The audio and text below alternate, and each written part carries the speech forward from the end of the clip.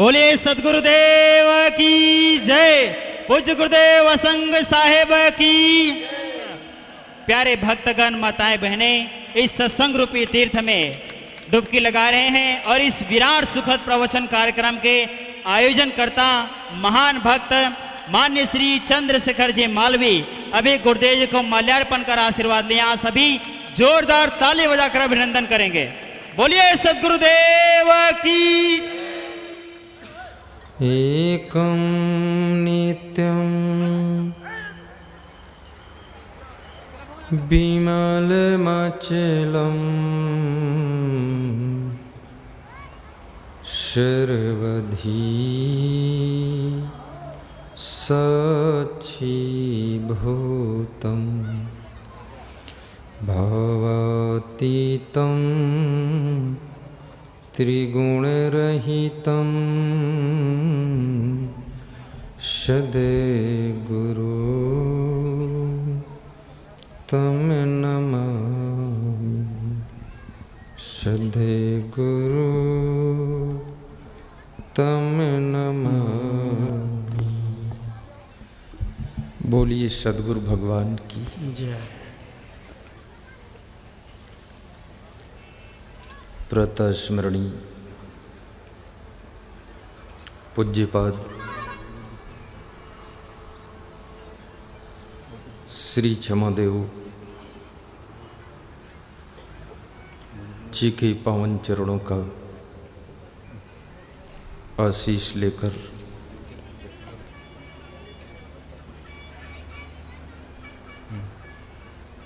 देवास मध्य प्रदेश की पूर्णी धरा पर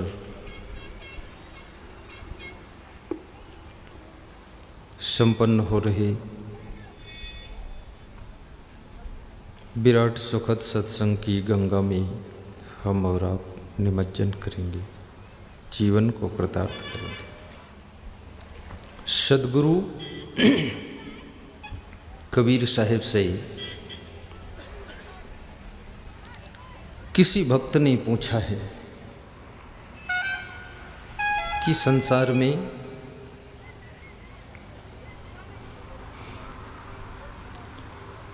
प्रत्येक मनुष्य जन्म से लेकर के मृत्यु तक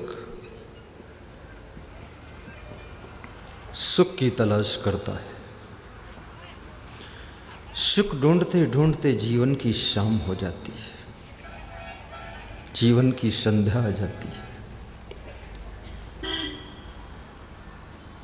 हर व्यक्ति को सुख चाहिए। सुबह से लेकर शाम तक मनुष्य जो भी कर्म करता है सुख के लिए ही करता है। अच्छा करता हो या बुरा करता हो, लेकिन उसके जीवन का उद्देश्य सुख है कि हमको सुख मिले। शादी भी लोग करते हैं तो सुख के लिए करते हैं। तो सुख कहाँ है, इस बात को आज समझना है। आज 3 चीज़ें मैं बताऊंगा। नंबर 1, सुख कहाँ है। नंबर 2, मनुष्य की उन्नति कैसे होगी। नंबर 3, वह कौन सा घर है जिस घर में लक्ष्मी का निवास रहता है। 3 बातें हैं, सुख, उन्नति और लक्ष्मी। तीनों आपको चाहिए। सुख भी चाहिए, उन्नति भी चाहिए और लक्ष्मी भी चाहिए। और इतनी जनसंख्या इन 3 चीज़ों के लिए ही इकट्ठी हुई है। और ये 3 मिलने के बाद एक चौथी चीज़ और चाहिए। वो क्या है? फिर मोक्ष चाहिए। इन तीनों से भी तुम संतुष्ट नहीं होगे। ये 3 मिल जाएंगी तो इन तीनों से भी तुम्हारा मन ऊब जाएगा। फिर तुम कहोगे अब मोक्ष चाहिए, अभी संसार में आने की इच्छा नहीं। नंबर 1, सुख। सदगुरु कबीर साहब ने कहा है कि सदगुरु मिलाई बहुत सुख लहिए, सदगुरु शब्द सुधारे। सदगुरु मिलाई बहुत सुख लहिए, सदगुरु शब्द सुधारे। कहाई कबीर ते सदा सुखी है, जे यह पद ही विचारे। सदगुरु कबीर साहिब सुख कहाँ बता रहे, तुलसीदास सुख कहाँ बता रहे, गीता में कृष्ण भगवान सुख कहाँ बता रहे, सबका कंपैरिजन कर दूंगा मैं। कबीर साहब कहते हैं कि यदि तुमको सदगुरु मिल जाए तो बहुत सुख मिल सकता है, क्योंकि सदगुरु आपको वह आँख देता है जिस आँख से तुम ऐसी राह पर चलते हो जो राह सुख की मंजिल पर पहुंचाती है। इसलिए सदगुरु की जीवन में आवश्यकता है। चर्म नेत्र होते ही भी मनुष्य अंधा है। अगर भीतर के नेत्र न खुले तो बाहर के नेत्र अधिक खतरनाक हो सकते हैं। ईसा मसीह किसी गांव से होकर के गुजर रहे हैं। एक नवयुवक बचपन से अंधा है, उसके ऊपर सभी को दया आती है। ईसा मसीह को सबने रोका और कहा कि इस नवयुवक को आँख दे दो। ईसा मसीह ने कहा कि बाहर की आँख खतरनाक हो सकती है यदि भीतर की आँख न खुले, इसलिए इसको आँख बाहर की नहीं भीतर की चाहिए। गांव के लोगों ने चरण पकड़ लिए, कहा कि महाराज आप तो कृपा करो, आप तो अंगुली लगा दो आँखों पर, रोशनी आ जाए। ईसा मसीह ने हाथ की अंगुलियां आँखों पर घुमा दी, एक जड़ी बूटी दे दी, पीस करके आँखों पर लगा देना। 3 दिन के बाद रोशनी आ गई। रोशनी जब आई, उस नवयुवक ने संसार को देखा, आश्चर्य में डूब गया कि इतना संसार चकाचौंध है। शराब पीना शुरू कर दिया, लड़कियों को छेड़ना शुरू कर दिया, चोरी करना शुरू कर दिया, लोगों से लड़ाई झगड़ा गुंडागर्दी शुरू कर दिया। गांव के लोग 1 महीने में ही तबाह हो गए। ईसा मसीह के पास पहुंचे, बोले कि इसको फिर से अंधा कर दो तो ज़्यादा अच्छा है।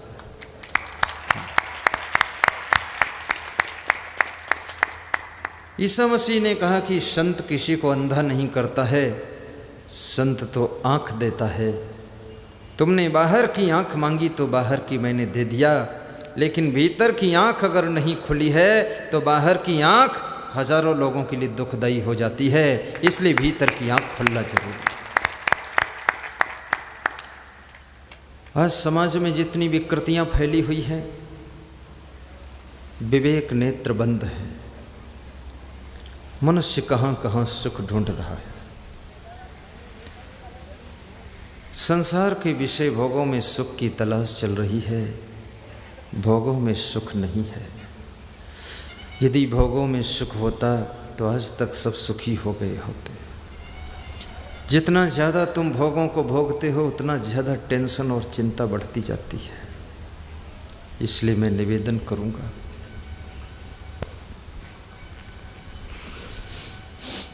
सुख त्याग की छाया है। त्याग के बिना इस संसार में कोई भी सुख नहीं पाया है। बाबा अर्जुन देव सिख समाज में गुरु नानक देव का नाम अमर है। गुरु नानक देव के परम शिष्य बाबा अर्जुन देव थे। अर्जुन देव गुरु नानक देव के श्री चरणों में गा रहे हैं, सुख कहाँ है। सुख पाया, सुख पाया, रहम तेरी सुख पाया, सुख पाया, सुख पाया, रहम तेरी सुख पाया। नानक को यार दास सुनाया, रहम तेरी सुख पाया। कोई सद्गुरु की रहम हो जाए तो जीवन के दुख सुख में बदल सकते हैं। जीवन की पीड़ा बीड़ा बन सकती है, जीवन का जहर अमृत में बदल सकता है, जीवन के दुख सुख में चेंज हो सकते हैं। कोई सद्गुरु की कृपा बरस जाए तो जीवन धन्य हो सकता है। अपने सबसे मिलाया, मेहरबानी आपकी जय हो। आपने सबसे मिलाया, मेहरबानी आपकी। आपने हमको बुलाया, मेहरबानी आपकी। आपने हमको बुलाया, मेहरबानी आपकी। आपने सबको बुलाया, मेहरबानी आपकी। आपने हमको बुलाया, मेहरबानी आपकी। जय हो।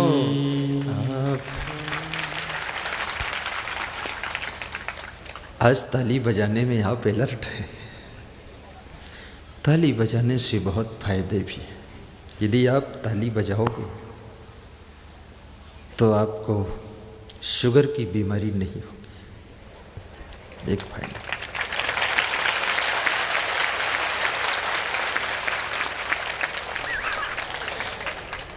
लेकिन जो डॉक्टर है ना, वो बीमार हो जाएगा फिर।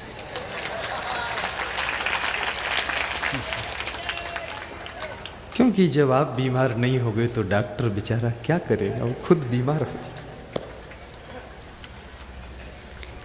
ताली बजाने से टेंशन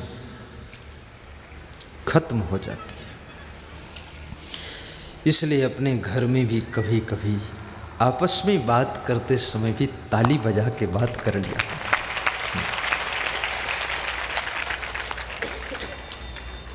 हंसने से हार्ट अटैक की बीमारी कंट्रोल हो जाती है, हंसने से। लेकिन हर जगह मत हंसना।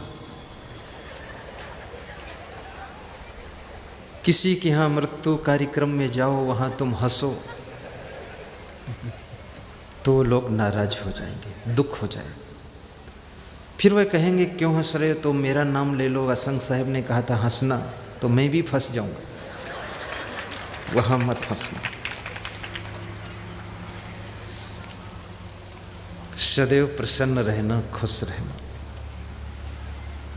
अपने परिवार में किसी को सताना मत, दुखाना मत, ऐसा स्वभाव न बनाना, ऐसी वाणी मत बोलना, ऐसा चरित्र मत तैयार करना, ऐसे कार्य मत करना जो आपके परिवार के लोग, आपका पति दुखी हो, आपकी पत्नी पीड़ित हो, आपकी माँ रोए, आपके पिताजी सिर पकड़कर बैठे कि ये क्या हुआ। ऐसा कार्य कभी मत करना। अपने माता पिता की खुशबू को भी दूर दूर तक फैलाना। सुख पाया रहम तेरी सुख पाया। गा दूं, गाऊं, इजाज़त ले लूं? क्या ठिकाना आपको कि कह दो मत गाना, इसलिए पूछ लेता हूं। सुख पाया सुख पाया रहम तेरी सुख पाया। आप भी थोड़ा दोहराना मेरे साथ। सुख पाया सुख पाया रहम तेरी सुख पाया।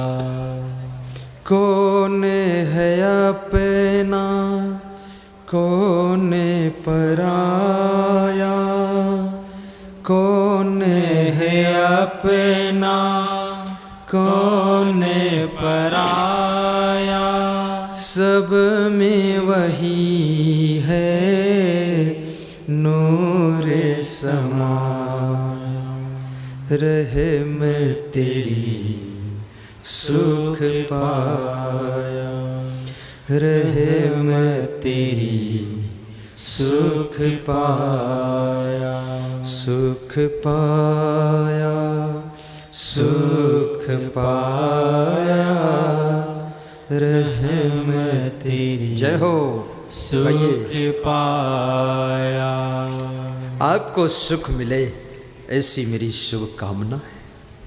आपका घर छोटा हो लेकिन आपके छोटे से घर में सुख बड़ा सा हो। आपका परिवार छोटा हो लेकिन आपके परिवार में सुख बड़ा हो।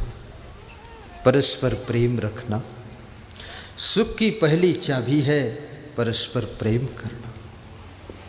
प्रेम कैसे करोगे? एक दूसरे के लिए कुछ त्याग करना। प्रेम की जान त्याग है। जिसके पास में त्याग नहीं है उसका प्रेम मर जाता है। प्रेम को निभाने के लिए धन की हानि भी सहना पड़ता है। प्रेम को निभाने के लिए बहुत गलतियों को क्षमा करना पड़ता है। प्रेम को निभाने के लिए सामान की हानि भी सहना पड़ता है। और प्रेम के लिए अपने सम्मान चला जाए तो भी प्रेम को निभाना पड़ता है। प्रेम बहुत कोमल पौधा है, छुई मुई है। निहाल चंद मालवी। प्रेम का पौधा छुई मुई है, मंदसौर से मंद मंद चल के आए हैं। जिला पंचायत अध्यक्ष। प्रेम के पौधे को संभाल ना सकोगे तो मुरझा जाएगा। और याद रखना, प्रेम भगवान श्री राम भरत के प्रेम को निभाने के लिए राज्य का त्याग करके वन को चले जाते हैं। भरत जी राम के प्रेम को निभाने के लिए राजगद्दी का त्याग करके नंदी ग्राम में 8 फीट गहरे गड्ढे में 14 साल तक रह करके गुजारा करते हैं। प्रेम त्याग मांगता है। महिलाओं से भी निवेदन करूंगा, कभी तुम्हारा पति अच्छी साड़ी लेकर न दे पाए, पुरानी साड़ी को धोकर पहन लेना, लेकिन नाराज मत होना, खुश रहना।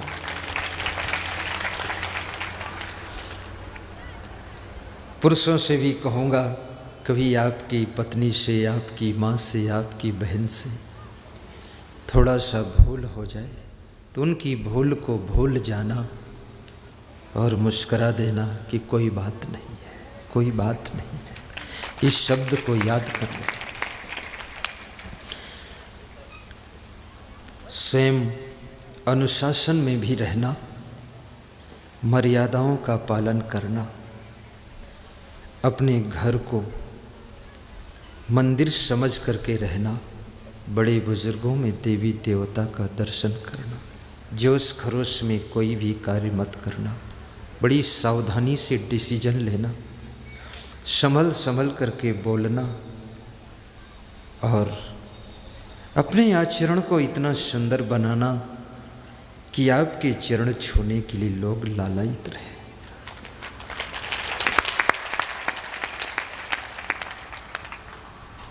यदि आपके आचरण सुंदर हो जाए, उस आचरण का प्रभाव दूसरों के ऊपर भी पड़ता है। आचरण मनुष्य को पूजनीय बना देता है, वंदनीय बना देता है। आचरण गिर जाए तो वही मनुष्य निंदनीय हो जाता है, निंदनीय हो जाता है। इसलिए इस संपदा को भी संभालिए। तुलसीदास से पूछा गया सुख कहाँ है।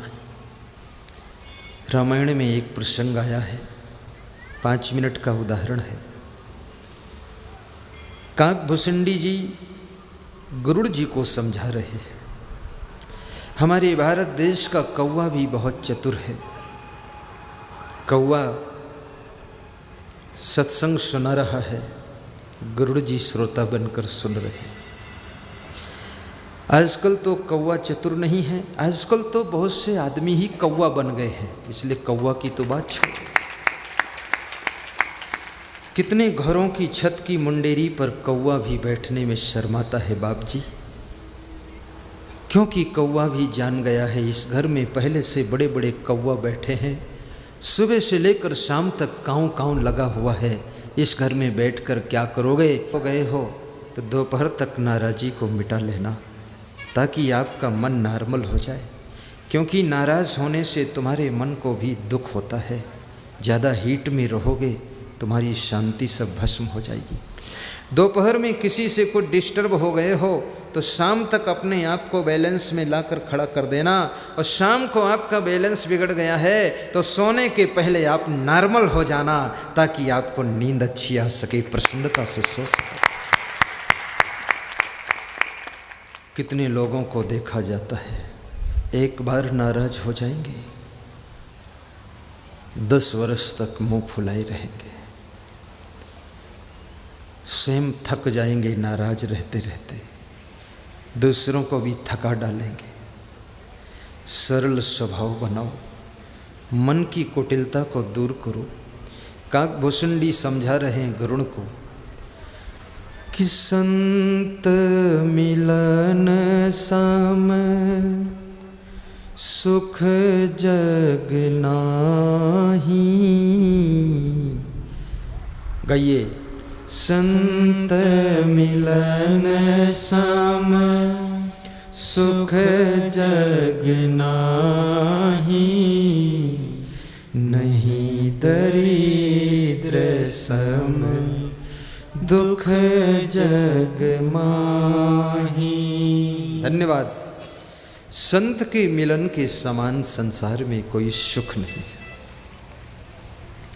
और संत और सदगुरु में भेद नहीं। साहेब संत कछु अंतर नहीं, और साहेब का घर संतन माही। यत यत आचरति श्रेष्ठा तत तत कुरुति इतर जना। जैसा जैसा आचरण बड़े लोग कर देते हैं, वैसी वैसी नकल छोटे लोग कर लेते हैं। कृष्ण भगवान गौएं चराते थे। उनके साथियों ने पूछा कि आप भगवान हो, आप गौएं क्यों चुराते हो? तो उन्होंने कहा, गौएं इसलिए चराता हूँ क्यों कर्म योग की शिक्षा मैं सबको दे रहा हूँ। अगर मैं गौएं नहीं चराऊँगा तो ये लोग सब अकर्मा हो जाएंगे, आलसी हो जाएंगे, तो भूखमरी शुरू हो जाएगी। इसलिए छोटा सा काम मैं कर देता हूँ ताकि लोगों को कर्म योग की शिक्षा मिल जाए। सदगुरु कबीर साहब के बारे में मैंने सुना है कि वे कपड़ा बुनते थे। एक सज्जन लखीमपुर खीरी में मुझको मिले, वकील साहब थे। वकील तार्किक तो होता ही है। उसने कहा, कबीर साहब कपड़ा बुनते थे, आप कपड़ा क्यों नहीं बुनते हो? मैंने कहा, हम पहनते हैं, वो बुनते हैं तो हम पहनते हैं। बोले, आप असली कबीरपंथी तब हो जाओगे जब कपड़ा आप भी बुनो। तो हमने कहा कि उस समय कपड़ा हाथों से बुना जाता था, लेकिन आज पावर लूम मशीनें हैं, पहनने वालों की संख्या 1000 गुना बढ़ गई है, इसलिए हाथ से बुन करके पूरा नहीं होगा। अब कपड़ा बुनना मेरा काम नहीं है, मेरा काम तो ये है मनुष्य के जीवन रूपी कपड़ा का सारा लफड़ा खत्म करना मेरा काम है। मनुष्य का जीवन एक सुंदर वस्त्र है। जैसे तुम कीमती से कीमती वस्त्र खरीद करके टेलर के पास में जाते हो, टेलर को जब वस्त्र देते हो, टेलर पहले फीते से नापता है, फिर कैंची से काटना शुरू करता है, उसके बाद सिलाई मशीन पर चढ़ा देता है, सिल कर रेडी करता, प्रेस करके आपको पहना देता है, फिर आप उसको फीस देते हो। जब टेलर कैंची लेकर के काटना शुरू कर देता है कपड़े को, तो तुम्हें दुख होता है कि 1500 रुपये मीटर कपड़ा लाया था और टेलर काट काट कर खराब कर रहा है, फेंक रहा है, पीड़ा होती है। लेकिन टेलर जब सिल करके रेडी करके आपको पहनाता है तो उसे धन्यवाद भी देते हो और 500 रुपये फीस भी देते हो। सद्गुरु तो टेलर है, और ऐसा टेलर है जो आपके जीवन रूपी कपड़े को सिलाई करता है। कैसे करता है? पहले प्रेम के फीता से नापता है, फिर ज्ञान की कैंची लेकर के जो भी आपके जीवन रूपी वस्त्र में कचड़ा है, कमी है, फालतू है, अवगुण है, उसको काट कर निकाल देता है। फिर भक्ति की सिलाई मशीन पर चढ़ा करके श्रद्धा के धागों से सिल करके रेडी कर देता है। फिर तुम इतने सुंदर हो जाते हो, राम कृष्ण और कबीर जैसे सुंदर लगने लग जाते हो। इसलिए सद्गुरु टेलर भी है। मैं कभी कभी आपकी अवगुणों को दूर करने के लिए जोर दे करके कैंची चलाता हूँ कि आदत छोड़ो, न हरि भजस न आदत छूटी। मैं आपसे निवेदन करूँगा, उन आदतों को छोड़ दीजिए जिन आदतों के कारण आपके घर में रोज रोज कलह कलेश होता है। नशा व्यसन की आदत को छोड़िए, जोर जोर बोलने की आदत को छोड़िए, गुस्सा करने की आदत को भी त्याग कीजिए, आलस्य करने की आदत को भगा दीजिए। आलस्य से आपके घर में गरीबी आती है और बार बार गुस्सा करने से आपके घर में शांति भस्म हो जाती है। कितने लोगों का जीवन तो भस्मासुर है, उनको इतना क्रोध आता है कि घर की सुख शांति सब भस्म है। आज के 20 वर्ष पहले मैं गरोठ में गया था, मंदसौर जिले की तहसील गरोठ। उस समय मेरे पास में मिनी बस थी, मेरे गुरुदेव ने दिया था प्रचार के लिए। सड़क पर खड़ी थी बस, तो एक नौकर आया मुझे बुलाने कि सेठ जी ने बुलाया है। तो मैं जाने में थोड़ा संकोच किया कि अपरिचित में कैसे जाऊं। फिर मेरे गुरुदेव ने कहा चले जाओ, तो मैं गया। बोले छत पे चलो ऊपर।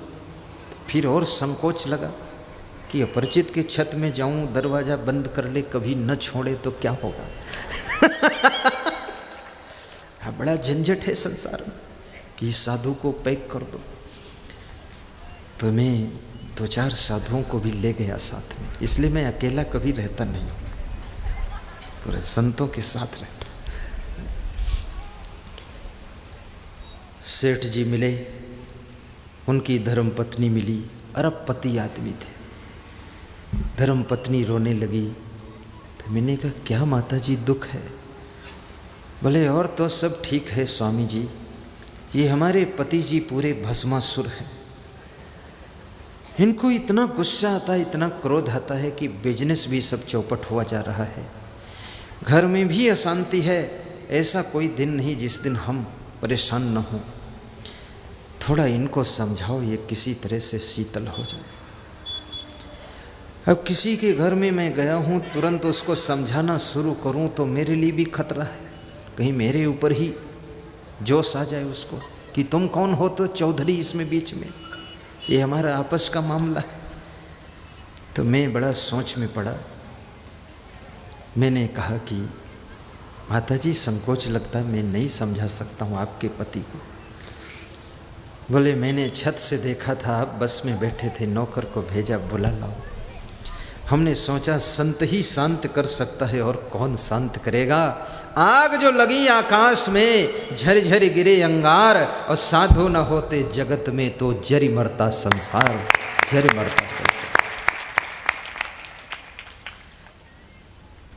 10 मिनट मैंने सत्संग सुनाया, ऐसा समता का सुनाया कि थोड़ा सा शांति आ गई। बाद को फोन आया कि आधा तो सुधर गए। तो हमने कहा ज़्यादा सुधार देंगे तो साधु हो जाएंगे, आधा ही ठीक है।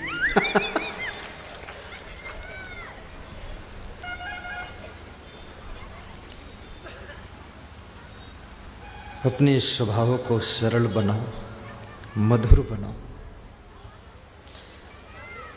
साथ साथ में शराब पीने की आदत को छोड़ दो। तुम चाहे रामपंथी हो, कृष्णपंथी हो, कबीरपंथी हो, लेकिन मांस, मछली, अंडा, शराब, तुम कोई पंथी नहीं हो, मुर्गापंथी हो तो भी क्षमा करना, छोड़ देना, मत पीना शराब। लोग कहते हैं मैं शराब पीता हूँ, लेकिन मैं कहता हूँ शराब तुम नहीं पीते हो। भाइयों और बहनों, ये शराब तुमको पी जाती है, तुम्हारा धन भी पी जाती है, जमीन पी जाती है, वैभव पी जाती, इज्जत पी जाती है। इसलिए ऐसी शराब को कभी मत पी। जाम पर जाम पीने से क्या फायदा, रात बीती सुबह को उतर जाएगी। पुलिस कर्मियों को आशीर्वाद है कि ड्यूटी की ड्यूटी और सत्संग का सत्संग, आम की आम, गुठलियों के दाम, ड्यूटी की ड्यूटी और प्रोग्राम। जाम पर जाम पीने से क्या फायदा, रात बीती सुबह को उतर जाएगी, रात बीती सुबह को उतर जाएगी। ए फकीरों की प्याली को पी ले जरा। गाइए, दोहराइए।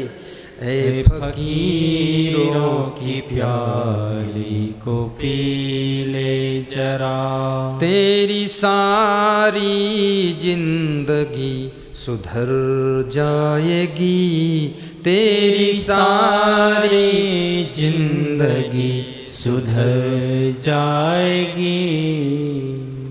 जितने लोग नहीं डूबे हैं आज तक कुओं के गहरे पानी में, जितने लोग नहीं डूबे हैं समुद्रों के लहराते पानी में, जितने लोग नहीं डूबे हैं नदियों के चौड़े पानी में, उससे कहीं लाखों गुना ज़्यादा डूब गए हैं बोतलों के बंद पानी में, बोतलों के बंद पानी में। जाम पर जाम पीने से क्या फायदा। मैं पतियों से कहूँगा, विवाह जब करो तो अपनी पत्नी से वादा कर लो कि मैं शराब पीऊँगा। शादी करना हो तो करो, ना करना हो तो ना करो, तो शायद तुमको कोई पत्नी नहीं मिलेगी। लेकिन जब तक विवाह नहीं होता ना, इस संसार में धोखा बहुत है। जब तक विवाह नहीं होता है तो जमाई जी बड़ी जमावट से रहता है, ऐसा बिल्कुल लगता है कोई स्वर्गलोक से देवता उतर आया है। बैठता भी है तो संभल के लगता है बहुत सीधा सरल है, राम भगवान अवतार फिर से लिए हैं। और जब शादी हो गई तो पता चला कुंभकर्ण है, सोकर जागता ही नहीं।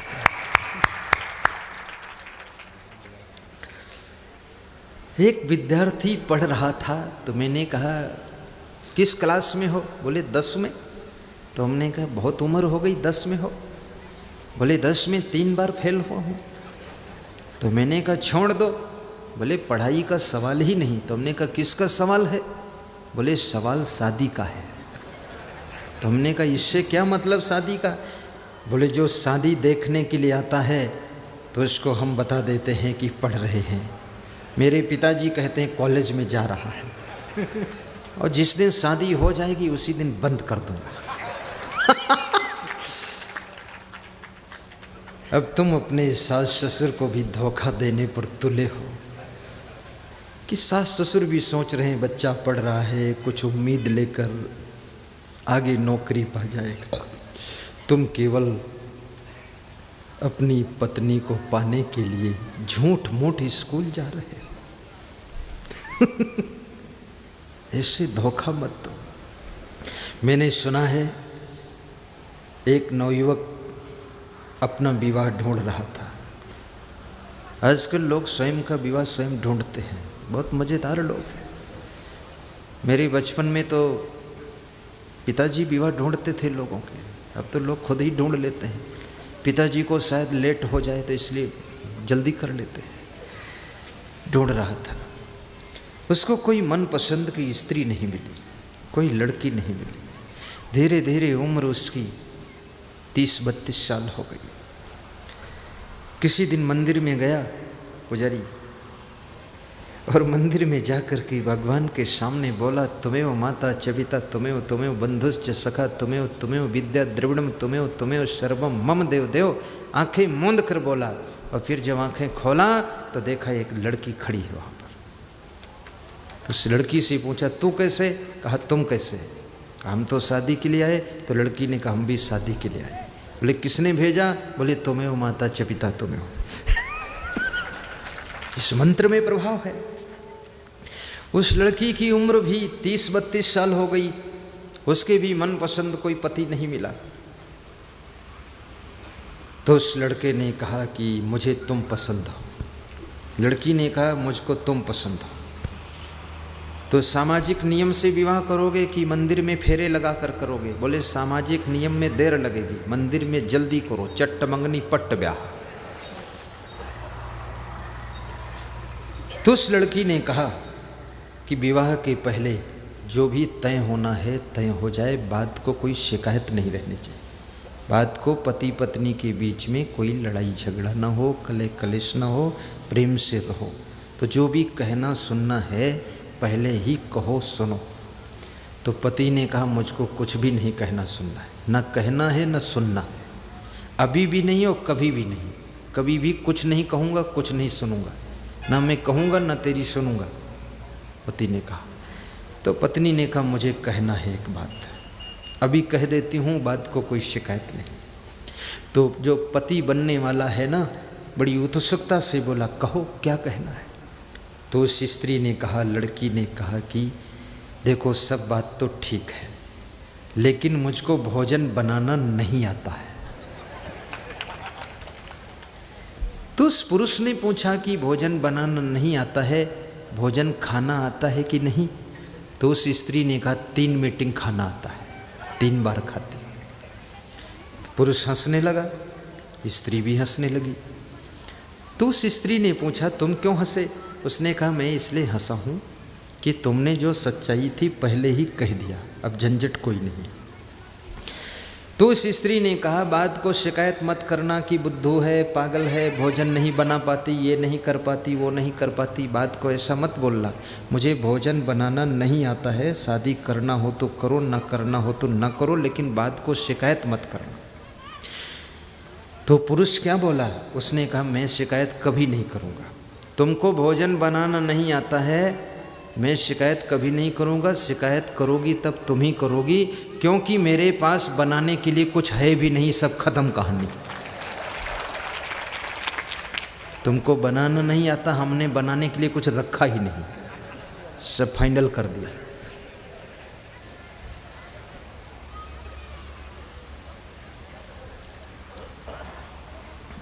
प्रेम की गंगा बहाते चलो, जीवन को निर्मल बनाते चलो। प्रेम की गंगा बहाते चलो, जीवन को निर्मल बनाते चलो। जीवन को निर्मल बनाते चलो, जीवन को निर्मल बनाते चलो। ज्योति से ज्योति, ज्योति से ज्योति जलाते चलो, प्रेम की गंगा बहाते चलो। प्रेम की गंगा बहाते चलो, ज्योति से ज्योति जलाते चलो, प्रेम की गंगा बहाते चलो, प्रेम की गंगा बहाते चलो। बोलो सद्गुरु भगवान की। ध्यान दीजिएगा, परस्पर प्रेम से रहना, एक दूसरे की प्रतिकूलता को भी सह लेना, सुख पाओगे। और जिसके घर में 6 चीजें होती हैं, उसके घर में सुख निवास करता है। अनर्थकम विप्रवासम गृहेभ्यः पापई संधि पर दाराभिमर्शम अस्तैन्यम पैशनम मद्यपानम चा न सेवते यश्च सुखी सदैव। विदुर जी कहते हैं धृतराष्ट्र से, जो बिना आवश्यक उद्देश्य के अपना घर छोड़ करके देश विदेश घूमने नहीं जाता है, वो सुख पाता है। फिजूल में घूमने की जिसकी आदत नहीं, उसको सुख मिलता है। अनर्थकम विप्रवासम गृहेभ्यः, फिजूल में अपना घर छोड़ करके बाहर घूमने मत जाओ। घूमने की आदत छोड़ो, सैर सपाटे छोड़ो। पापई संधि, और जिसका प्रेम, जिसकी मित्रता पापियों से नहीं होती है, जो पवित्र आत्माओं से प्रेम करता है, पवित्र आत्माओं से दोस्ती करता है, वह व्यक्ति सुख पाता है। याद रखना, जब चींटी फूल से दोस्ती करती है, भगवान के मंदिर में चढ़ जाती है। वही चींटी जलती हुई लकड़ी से दोस्ती करती है तो आग में जल करके मर जाती है। दोस्ती का परिणाम आ जाता है। दूध के साथ में जब पानी दोस्ती करता है तो पानी भी 40 रुपये लीटर बिक जाता है। वही पानी मिट्टी के साथ दोस्ती करता है तो कीचड़ बन जाता है, लोग उससे बच करके निकलना शुरू करते हैं। दोस्ती भी करना तो संभल कर करना। अनावश्यक लोगों से दोस्ती भी मत बढ़ाओ। अनर्थकम विप्रवासम गृहेभ्यः पापई संधि परदाराभिमर्शम, और जो पराई स्त्रियों से संबंध नहीं करता है, जिसके साथ में विवाह किया है, उसके साथ पूरा प्रेम समर्पित रखता है, जिसका मन संयम नियम के कंट्रोल में रहता है। मनुष्य के पास में बहुत बड़ी कंट्रोल शक्ति है।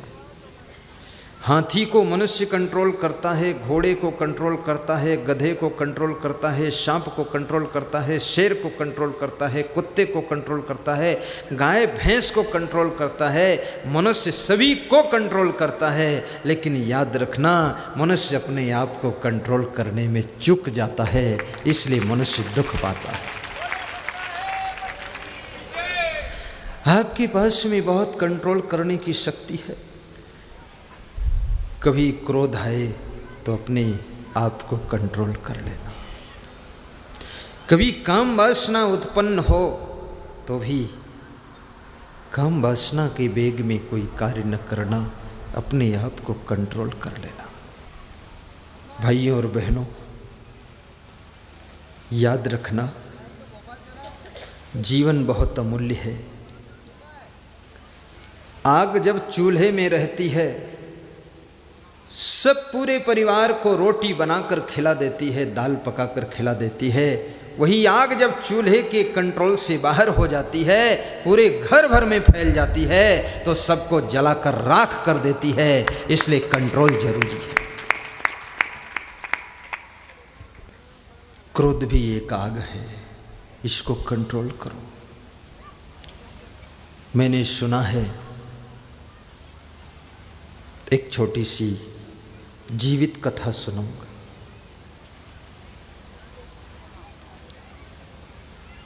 ससुर और दामाद खेत में काम कर रहे थे।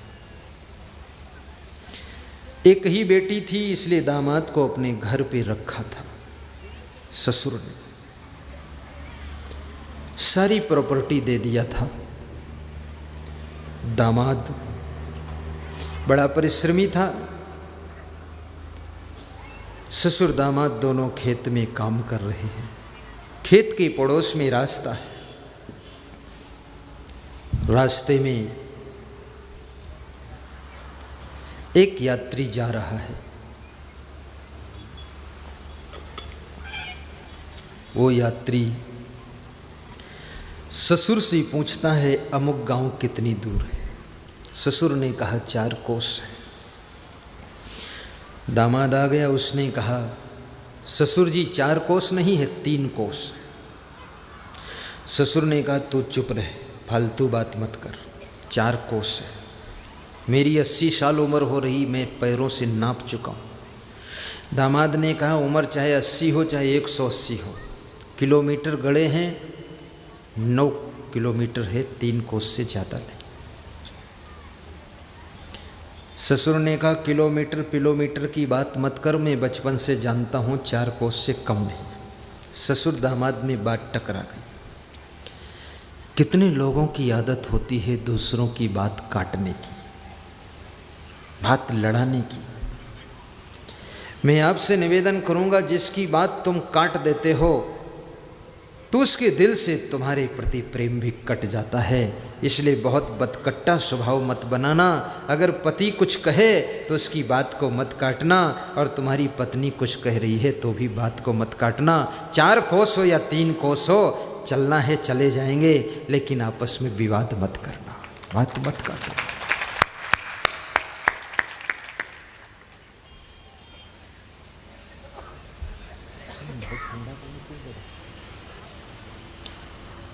भाइयों और बहनों, आपस में ससुर दामाद टकराने लगे और कहने लगे, 3 कोस से ज़्यादा नहीं है। ससुर बोला 4 से कम नहीं है। विवाद होने लगा। जो पथिक खड़ा था उसने कहा कि झगड़ा मत करो, जितना होगा होगा, मैं वापस चला जाऊंगा, आप टेंशन मत लो।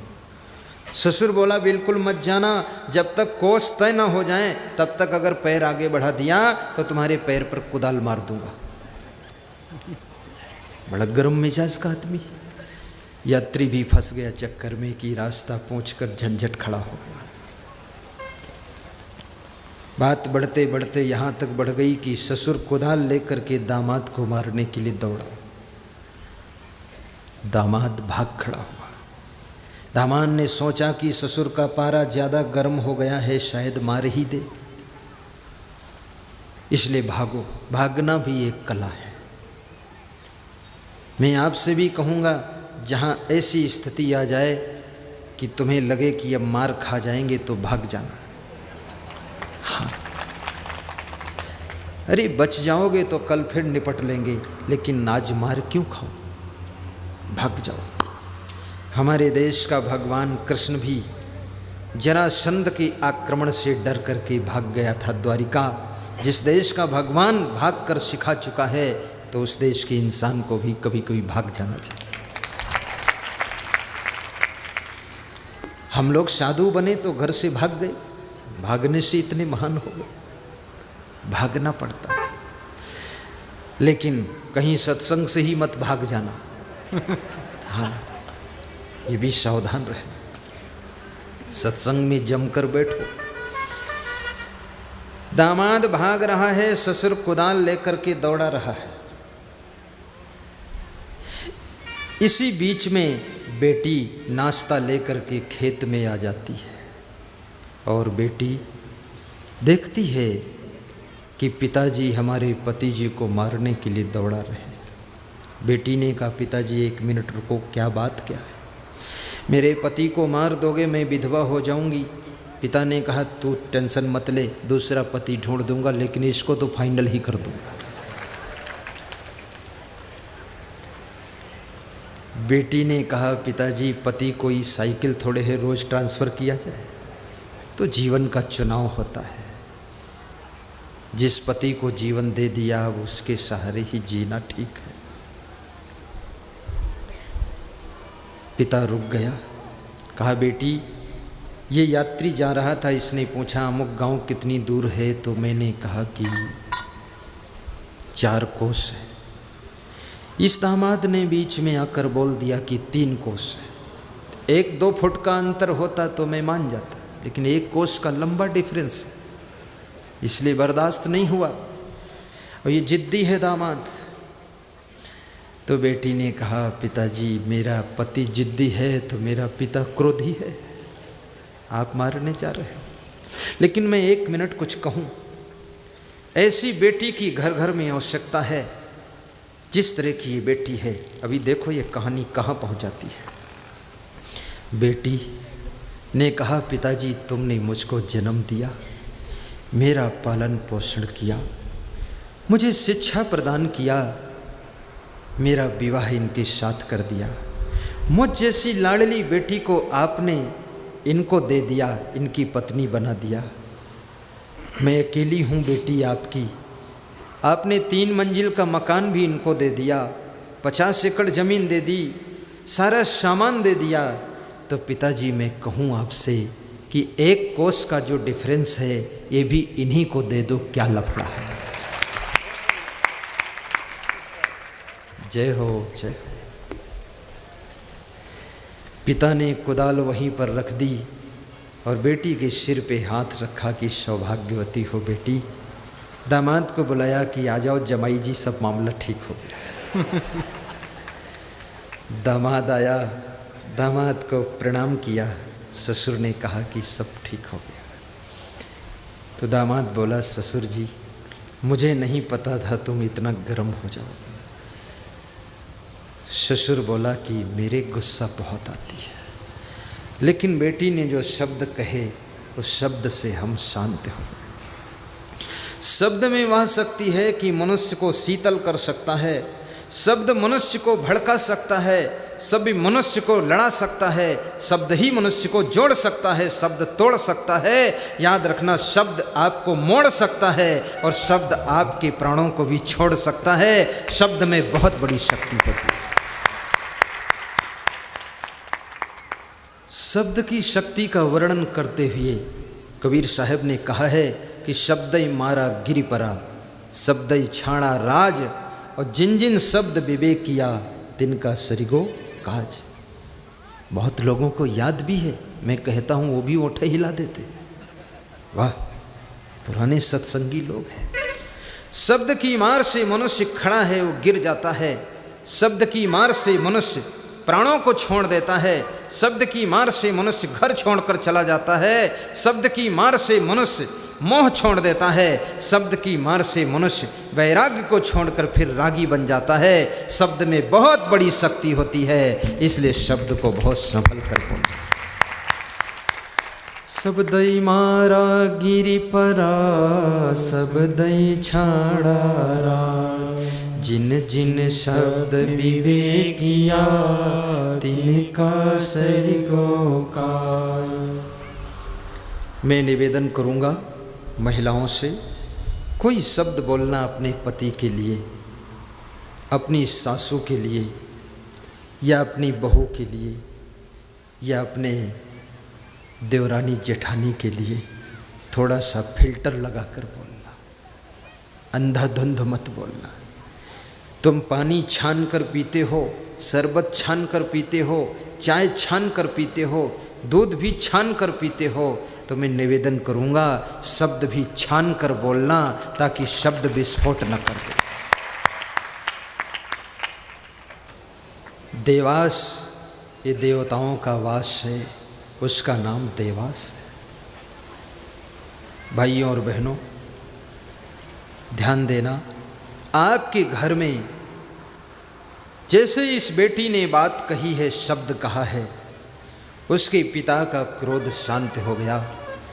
ऐसे बेटी जैसे स्वभाव का कोई एक व्यक्ति होना चाहिए। दो के बीच में एक तीसरी ऐसी कड़ी हो जो दो के बीच में आग जल रही हो उसको बुझा सके, तभी उस घर में शांति आ सकती है, शांति आ सकती है।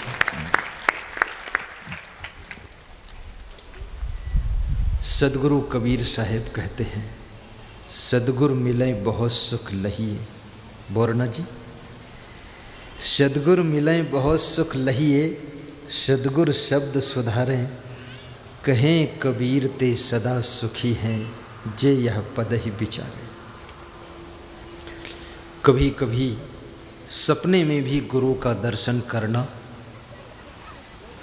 क्योंकि जागृत अवस्था में बार बार मिलना मुश्किल है। आंखें बंद करो, आपको लगे कि मेरे अंदर ही गुरुदेव है, मेरे मन में बसो, मेरे तन में बसो, हम जहाँ रहें तुम वहाँ बसो। ऐसी श्रद्धा पैदा करना। अभी मैं घोगनाथ खरगोन जिले में सत्संग कर रहा था, वहाँ के हमारे आयोजक मंडल के लोग आए हैं। वहाँ एक पड़ोस गांव के भक्त जी मुझे बुलाने आए परिवार के साथ। मैंने कहा समय नहीं है, इसलिए इस वर्ष नहीं अगले वर्ष आ जाऊँगा। तो बोले कल आपके लिए मैं कुछ बना कर ले आऊँ। मैंने कहा कुछ मत लाना, केवल तुम आ जाना बस। तो ये थोड़ा सा हलवा लाए। फिर बोले कि गुरुदेव आप तो मेरे घर में आ गए थे रात में, सुबह 4 बजे आप मेरे पीछे खड़े थे और कह रहे थे कि देर हो रही जल्दी चलो, और उसके बाद मैंने देखा तो दर्शन किया, फिर आप गायब हो गए। मैं मुस्कराया, मैंने सोचा कमाल है, ये श्रद्धा की आंखों से उनको दिखा, क्योंकि मैं तो घोगनाथ में था लेकिन उनको अपने गांव में भी दिख रहा था। श्रद्धा, सपने में गुरु को देखूं, जागूं तो दर्शन पाऊं, जब तक सांसें चलती हैं गुरुवर की महिमा गाऊं, गुरुवर की महिमा गाऊं। जब तक सांसें चलती है गुरुवर की महिमा गाऊं, सपने में गुरु को देखूं, जागूं तो दर्शन पाऊं। जब तक सांसें चलती है गुरुवर की महिमा गाऊं, सपने में गुरु को देखूं, जागूं तो दर्शन पाऊं। ऐसी श्रद्धा गुरु के प्रति रखना। सुख चाहते हो, नशा और व्यसन का त्याग करना। भाइयों और बहनों, अनर्थकम विप्रवासम गृहभ्यः पापई संधि परदाराभिमर्शम। चौथी चीज है अस्तैन्यम पैशनम मद्यपानम चा। जो व्यक्ति चोरी नहीं करता है, नेक्स्ट चुगली नहीं खाता है, नेक्स्ट नशापान नहीं करता है, उसको सुख मिलता है। विदुर जी महाराजा धीराज धृतराष्ट्र को समझा रहे। और ये भी याद रखना, चोरी के भाव से जो बैठता है उसको भय भी लगता है। जैसे आपको ठंडी लग रही है तो आपको कंबल चाहिए। कंबल का एक तरीका है कि आप मेहनत करो, पैसा कमाओ, बाज़ार में जाओ, कंबल खरीद लो, ओढ़ लो, तो भी ठंडी मिट जाए। दूसरा तरीका है किसी से कंबल मांग लो कि भाई साहब दे दो, मुझे ठंडी लग रही है, तो भी मिट जाए। तीसरा तरीका है किसी का कंबल चुरा लो, ओढ़ लो, ठंडी मिट जाएगी। तीनों तरीके हैं, लेकिन तीसरा जो तरीका है चोरी करके जो कंबल ओढ़ोगे, जब ओढ़ कर बैठोगे तो अंदर भय लगेगा, डर लगेगा। मन में ऐसा होगा कि जिसका कंबल है वो कहीं आ गया और देख लिया और पकड़ लिया और कंबल खींच लिया और बोल दिया कि मेरा कंबल चुरा कर ओढ़े हो तो इज्जत चली जाएगी। इसलिए बाहर की ठंडी तो चली गई चोरी का कंबल ओढ़ने से, लेकिन भीतर ठंडी लगना शुरू हो जाता है, भीतर कपकपी छूटती है, डर लगता है। इसलिए कभी चोरी नहीं करना चाहिए।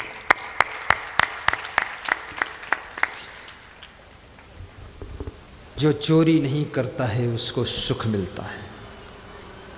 पांचवी चीज, जो चुगली नहीं खाता है, इधर की बात उधर, उधर की बात किधर, ऐसी जिसकी आदत नहीं है। चुगली खाने से बहुत विवाद होता है। इस समाज में, भारत देश के अंदर नहीं पूरे विश्व के अंदर चुगली खाने वाले बहुत लोग हैं। तुमसे बात सुना, उनसे कह दिया और थोड़ा सा और बढ़ा चढ़ा कर कह दिया, विवाद हो गया। सासू और बहू, यानी सासू और लाड़ी के बीच में एक कड़ी होती जिसका नाम होता है ननद। ननद अगर होशियार है तो सासू और बहू को जोड़ देगी और सुख का सागर पैदा कर देगी। अगर ननद थोड़ा सा डिस्टर्ब है तो उसका नाम ही है नानद। जिसके संग में कोई आनंद नहीं है उसका नाम ननद है। इधर उधर कनेक्शन। लेकिन आजकल ननद भी बहुत समझदार हो रही है, सब समझा देती है। वह सौभाग्यशाली है बींदड़ी जिसको ननद अच्छी मिली है। प्रेम भाव है। और मैं तो ये कहूँगा, सबको टेम्परेरी जीवन मिला है, टेम्परेरी घर मिला है, टेम्परेरी पद मिला है, कोई यहाँ परमानेंट नहीं आया। जिस घर में तुम्हारा जन्म हुआ वहाँ भी परमानेंट तुम नहीं रहोगे। जिस घर में तुम्हारी ससुराल है वो भी परमानेंट नहीं है, ये शरीर भी परमानेंट नहीं है, कोई पद अधिकार धन भी तुम्हारा परमानेंट नहीं है। इस दुनिया में हर व्यक्ति टेम्परेरी ही है। इसलिए टेम्परेरी आए हो तो इतना टेम्परेचर हाई क्यों कर रहे हो? थोड़ा शांति बना कर रहो, गम खाओ। गम समान भोजन नहीं जो कोई गम को खाए, अम्बरीश गम खाइया दुर्वासा बिन लाए।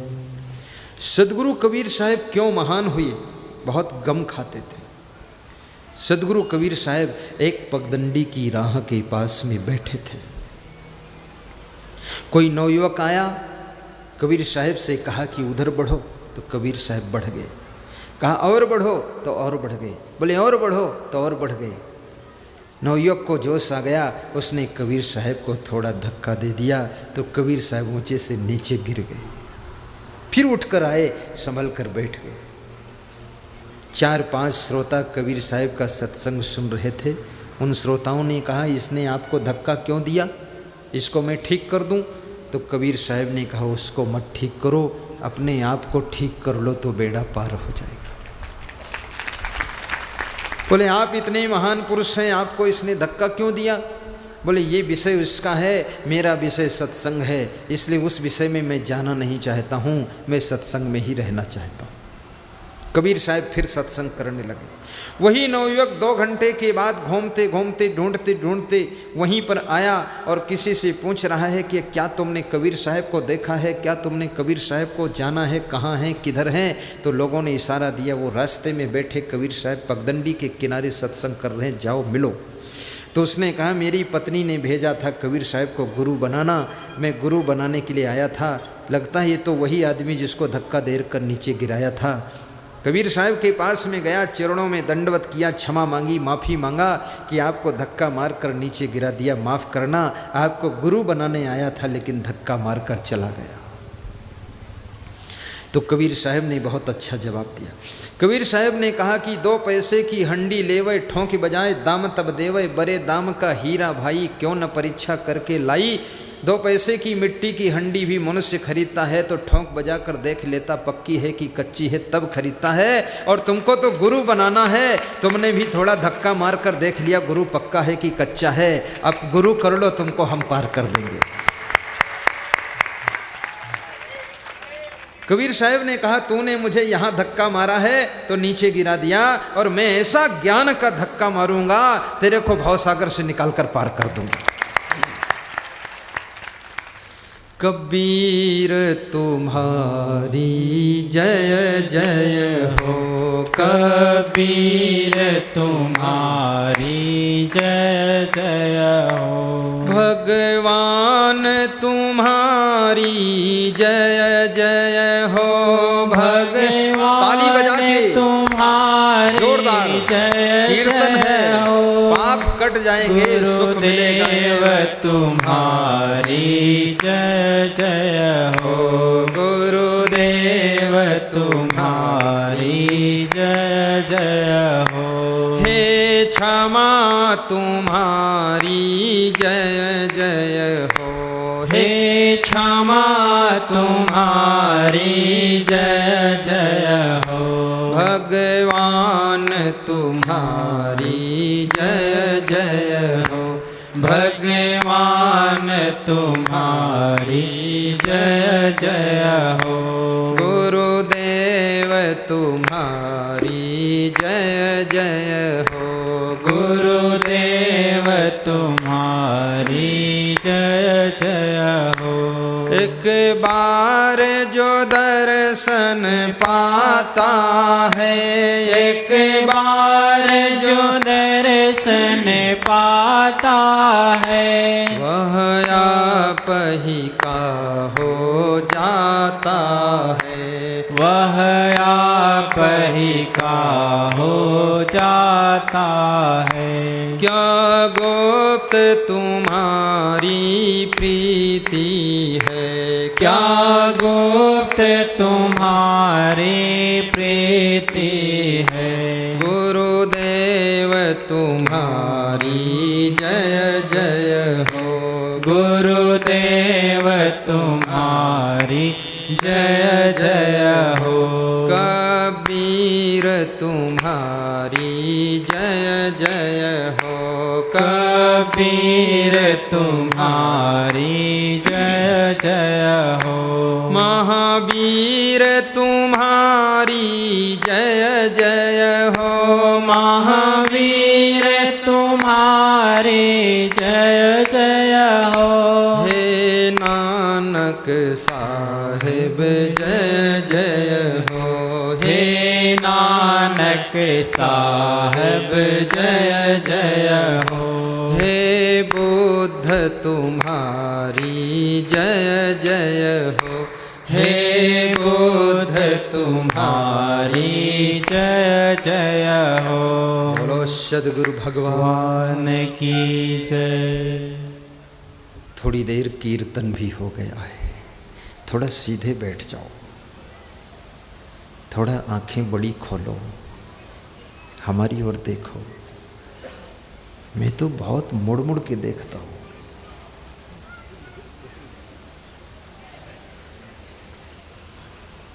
साहिब बंदगी साहिब।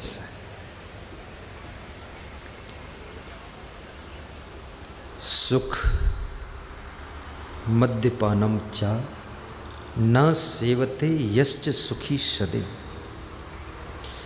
जो कभी भी मद्यपान नहीं करता है वह सदैव सुखी रहता है। एक चीज बता दूं, सुख और सुविधा में बहुत अंतर है, जमी आसमां का अंतर है। आज आदमी सुखी क्यों नहीं हो रहा है? क्योंकि आदमी सुविधाओं में सुख ढूंढ रहा है, सामान में सुख ढूंढता है आदमी, धन में सुख ढूंढता है आदमी, पद में सुख ढूंढता है आदमी, गाड़ी में सुख ढूंढता है आदमी, साड़ी में सुख ढूंढता है आदमी। इसलिए आदमी सुखी नहीं है, इसीलिए दुखी है आदमी। क्योंकि सुख क्या पैसे से मिल सकता है? अगर पैसे से सुख मिलता तो टाटा और बिरला के पास में, मुकेश अंबानी के पास बहुत पैसा है, वह सुखी हो जाते। अगर गाड़ी से सुख मिलता तो टाटा करोड़ों गाड़ियां बना रहे, उनको बहुत सुख मिल जाता। हम तो एक गाड़ी खरीद लेते हैं, उसमें कहाँ सुख है? गाड़ी में सुविधा है, सुविधा पूर्वक तुम अपनी मंजिल पर पहुंच जाओगे, लेकिन यदि सोचो गाड़ी में सुख है तो सुख नहीं है। साड़ी में भी सुख नहीं है, बस इतना है, तुम ज़्यादा अच्छी साड़ी पहनोगी तो रास्ते में चलोगी तो 10-20 लोग देख लेंगे कि अच्छी साड़ी है, बस। अगर कोई नहीं देखा तो तुम्हें दुख हो जाएगा, क्या कुछ साड़ी में कमी है या पहनने में कमी है, तो दूसरे दिन फिर तुम खामखा मेहनत करके दूसरी पहनोगे।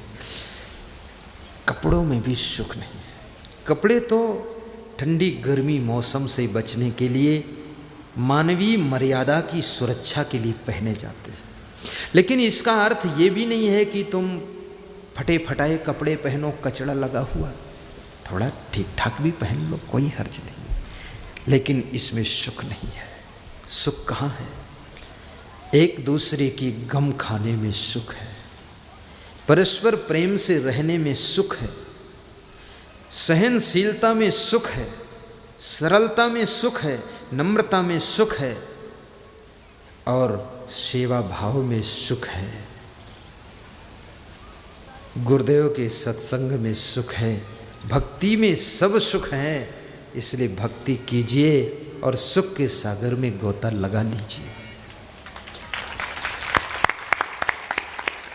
भक्ति स्वतंत्र सकल सुख खानी, बिनु सतसंग ना पावहि प्राणी।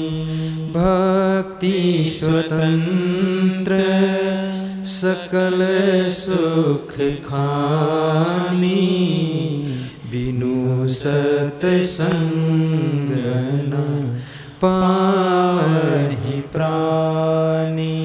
भक्ति स्वतंत्र है, भक्ति सकल सुखों की खान है, लेकिन बिना सत्संग के भक्ति मिलती नहीं है। इसलिए आप सत्संग में आए हो, क्योंकि सत्संग से आपको भक्ति के मोती मिलेंगे और भक्ति के मोती मिल जाएंगे तो सुख और शांति भी मिल जाएगी।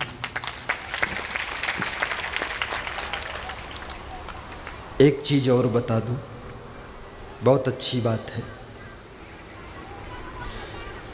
कि आपका जीवन भी वास्तविक हो, बनावटी दिखावटी जमावटी ना हो। आपके जीवन में वास्तविकता भी होनी चाहिए, सच्चाई भी होनी चाहिए,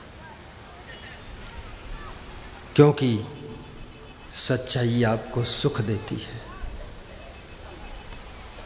अगर सच्चाई जीवन में नहीं है तो सफलता भी नहीं मिलती है। लखनऊ में रामलीला हो रही थी, तो रामलीला में जो हनुमान का रोल अदा करते थे वो बीमार हो गए, उनको बुखार आ गया। डॉक्टर मायाराम, उनको बुखार आ गया, बड़ा अनुभवी डॉक्टर है। रामलीला का मैनेजर बहुत परेशान हो गया। रामलीला का मैनेजर लखनऊ शहर में निकला कि कोई हनुमान ढूंढूं जो हनुमान का रोल लगा सके। तो एक हलवाई अपनी दुकान पर बैठा जलेबी बना रहा था।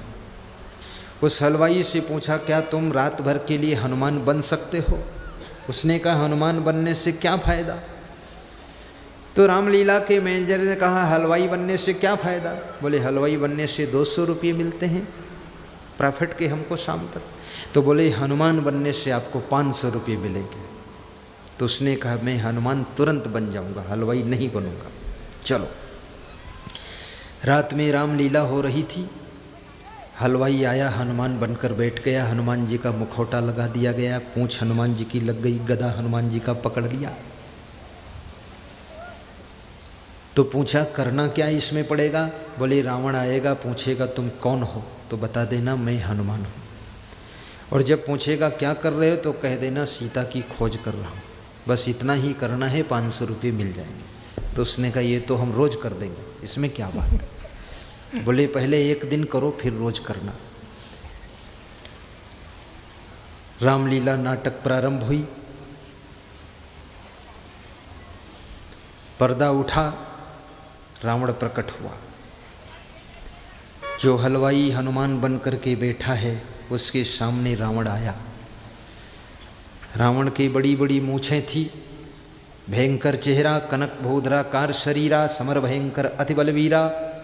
रावण ने जोर से डपट लगाई, तुम कौन हो? तो हलवाई इतना वो डर गया, उसने कहा भाई साहब मैं तो हलवाई हूं।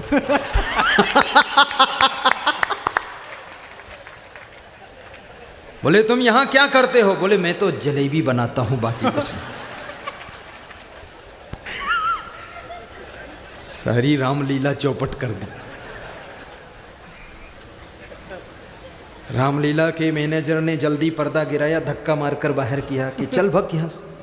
बोले 500 रुपया लाओ। बोले 500 रुपये की 5 थप्पड़ मिलेंगे। सारा चौपट कर डाला।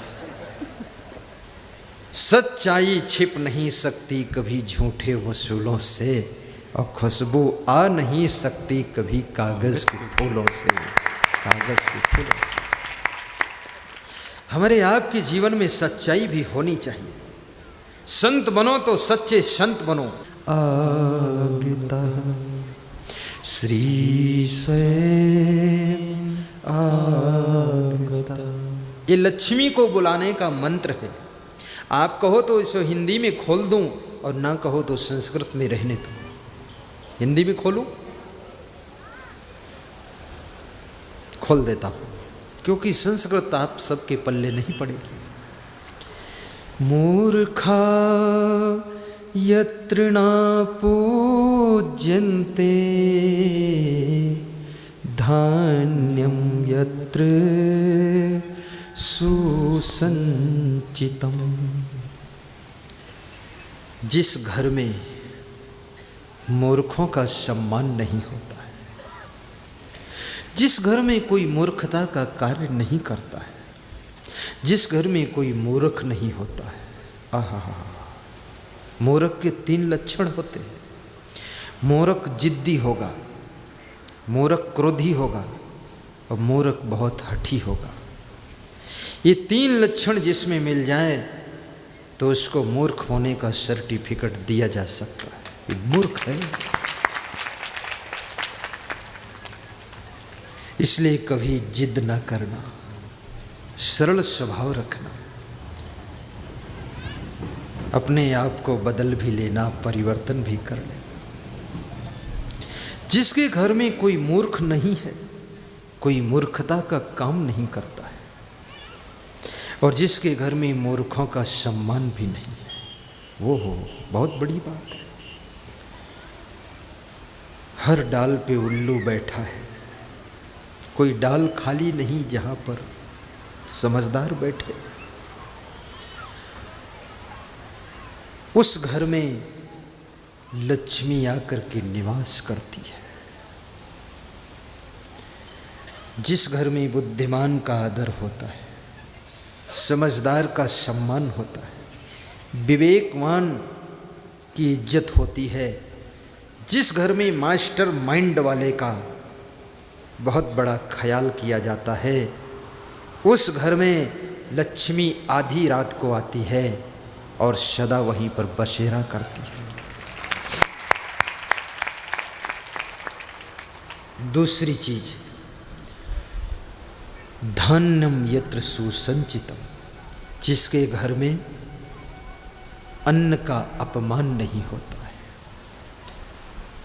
जो व्यक्ति अन्न का अनादर नहीं करता है, अन्नम ब्रह्मम भवेत्, अन्न को ब्रह्म कहा गया है। अन्न का अपमान जो नहीं करता है,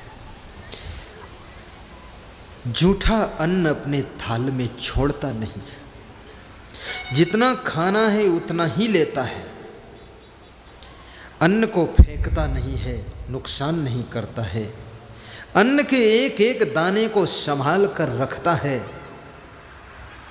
जिसके घर में अन्न बर्बाद नहीं किया जाता है, उस घर में लक्ष्मी आकर के डेरा डाल देती है और वहीं पर सदैव निवास करती है। इसलिए मैं माताओं बहनों से भी कहूँगा, बड़ी सावधानी से चावल धोना, दाल धोना। कितनी माताएं बहनें चावल धोती हैं, जल्दी में उसका पानी निकालती हैं, तो मुट्ठी दो मुट्ठी चावल भी नाली में डाल देती हैं। मुट्ठी भर दाल भी नाली में चली जाती है। हड़बड़ हड़बड़ गड़बड़ गड़बड़ झड़बड़ झड़बड़। थोड़ा सावधान, एक एक दाने को बचाइए। एक दाने का ही कमाल है। और कितने पुरुषों को देखा गया इतना अपनी थाली में परोस लेते हैं, उनको ऐसा विश्वास है कि अब कल मिले न मिले क्या होगा। पूरा फुल कुंभकर्ण बनकर बैठते हैं। भात की ढेरी, फिर रोटियों का बंडल, और फिर अगर बूंदी बन गई तो क्या पूछना है। इतना ले लेंगे, खाते खाते खाते खाते 1.5 घंटे तक खाएंगे। इतनी देर में तो भैंस भी खाकर चली जाएगी और नहीं निकलेंगे। कोई पूछे इतनी देर क्यों, तो कहेंगे विधिवत खा रहा हूं। अरे थोड़ा जल्दी करो, बोले प्रेम से खा रहा हूं। अन्न थाली में छोड़ना भी अन्न का अपमान है। और याद रखना, ज्यादा खा करके तबीयत को बिगाड़ना और उस ज्यादा खाए हुए अन्न को भी खराब करना पेट में जाकर, वो भी अन्न का अपमान है। इसलिए आज निवेदन करूंगा, भूख से 1 रोटी कम खाना, 1 रोटी मेरे नाम से त्याग कर देना, कम खाना। और अगर 1-1 रोटी तुम कम खाओगे रोज, तो 2 मीटिंग खाते हो, 2 रोटी रोज बचेंगी, 730 रोटी साल में बचेंगी। और 730 रोटी बचेंगी, ये 20,000 लोग बैठे हैं, तो 40,000 रोटी रोज बचेंगी। 40,000 रोटी रोज बचेंगी। तो भाइयों और बहनों, 1 रोटी की कीमत अगर 2 रुपये है तो 80,000 की रोटी रोज बचेंगी। और वही रोटी की बचत सिंहस्थ में जब मैं आऊँगा तो तुम दान कर दोगे, तो वहाँ लाखों लोगों को भोजन करा दिया जाए। बस 1 रोटी का सवाल है मेरा, बस कम खाना। अब ऐसा नहीं आज तक 5 खाते थे, कल से 6 खाओ, फिर 1 कम करो, वो बात गलत है।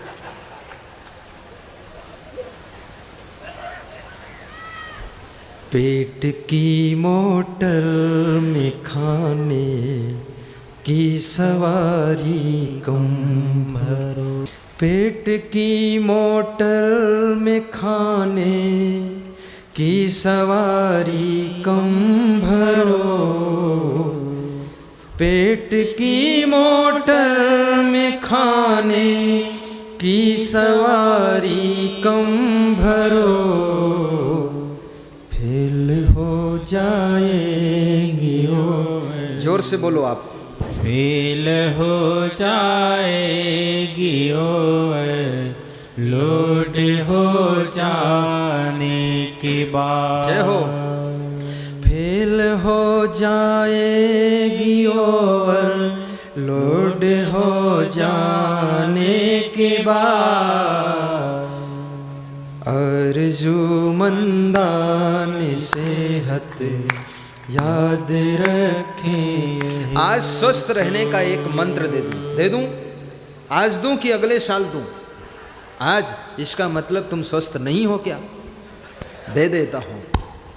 नंबर 1, सवेरे सोकर उठना, 2-3 गिलास पानी पी लेना, फिर उसके बाद दातून मंजन कर लेना, फिर 2 गिलास और पी लेना, फिर फ्रेश होने के लिए जाना।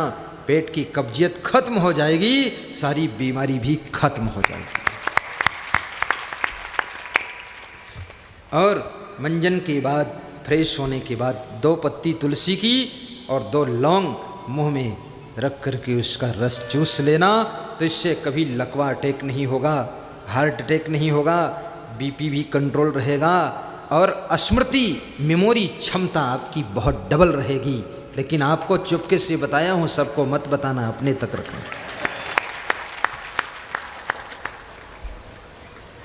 और पति पत्नी दोनों आधा घंटे सुबह आधा घंटे शाम को अपने द्वार पर या अपनी छत पर, पूरब से पश्चिम जिधर लंबाई छत की ज़्यादा हो, श्री श्री सद्गुरुदेवाय नमः बोल करके 51 परिक्रमा इधर से उधर करो सुबह शाम। तो आपका शरीर एकदम तेज अलर्ट रहेगा। आज हमारी उम्र कितनी है पता है आपको? सन 1966 का जन्म है, 20 अक्टूबर 1966। लेकिन मैं रोज दौड़ता हूँ, चुपके से आड़ में दौड़ता हूँ, परिक्रमा करता हूँ। 47 वर्ष उम्र करीब हो चुकी है, 47। एक सूत्र ये, परिक्रमा करो। अगला सूत्र, बिना कारण प्रसन्न रहो, खुश रहो। ऐसा नहीं कुछ आपको मिल जाए तो खुश रहो, कुछ में खुश नहीं, बिना कुछ खुश रहो, अपने आप खुश रहो, मुस्कराते रहो। राम का स्वभाव मुस्कराना था, कृष्ण का स्वभाव हंसना था, लेकिन हमारे सदगुरु कबीर का साहेब का स्वभाव प्रसन्न रहना था, इसलिए प्रसन्न रहो। जब मुस्कराओ तो तुम में राम का प्रभाव दिखेगा, हंसोगे तो कृष्ण का स्वभाव दिखेगा, और प्रसन्न रहोगे तो कबीर साहब की कृपा झलकेगी, कृपा झलकेगी। प्रसन्न रहो। और एक बात कहूँ, घर से जब कहीं जाना तो एक बार अपनी पत्नी की ओर देखकर मुस्करा कर जाना, घर में आनंद रहेगा। फिर ऐसे मत जाना कि एक धक्का पत्नी को मारा, हट निकल गए। पत्नी भी सोचेगी आज माधवलाल वापस लौट कर आएगा कि नहीं। थोड़ा प्रेम से जाना, मुस्करा कर। मैं स्त्रियों से भी कहूँगा, अपने तुम्हारा पति रोज जाता है कहीं न कहीं, जाना पड़ेगा, जाना चाहिए भी, तो जब पति जाने लगे तो 2 कदम चल के विदा कर देना, गेट तक आ जाना और थोड़ा सा गर्दन टेढ़ी करके मुस्कुरा कर कहना कि जल्दी लौट आना, बस। फिर जिस लक्ष्य के लिए तुम्हारा पति जा रहा है उसमें सफलता जरूर मिलेगी। जिसके घर में कलह कलेश नहीं है, वो जो काम करोगे उसमें सफलता जरूर मिलती है। अब बंद करने जा रहा हूं, लेकिन लक्ष्मी का पूरा मंत्र बता दूं। अभी एक बचा है, बता दूं कि रहने दूं? कोई जल्दी तो नहीं, 5 मिनट का और सवाल है। सीधे बैठ जाओ तो क्या मेरे साथ आप थोड़ी देर ज़्यादा बैठ सकते हैं?